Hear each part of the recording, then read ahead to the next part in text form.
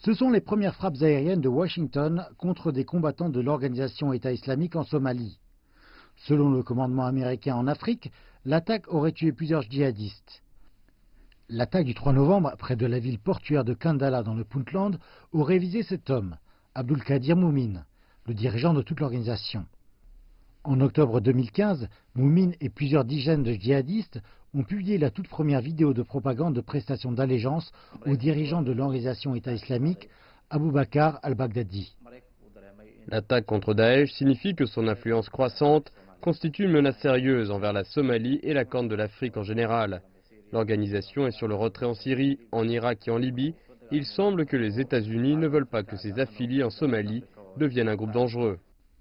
Les combattants de l'organisation ont utilisé les montagnes accidentées du Puntland comme une parfaite couverture pour étendre leurs activités au nord-est de la Somalie en octobre 2016. Moumin et ses combattants ont pris le contrôle de Kandala, un ancien village côtier dans la région de Bari, avant d'être vaincus plusieurs mois plus tard par l'armée régionale. Au cours des 10 derniers mois de 2017, l'organisation a mené 4 attaques dans la ville portuaire de Bosaso, dont 2 perpétrées par des kamikazes.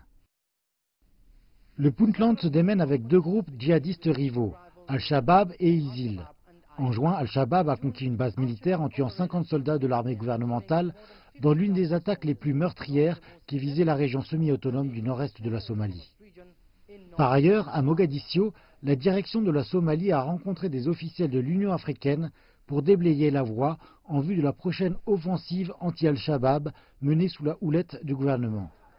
Le groupe a récemment intensifié ses attaques dans la capitale dans une démonstration de défiance 3 semaines après que le président somalien a déclaré l'état de guerre suite à l'explosion d'un camion piégé dans le centre de la capitale qui avait fait près de 400 morts.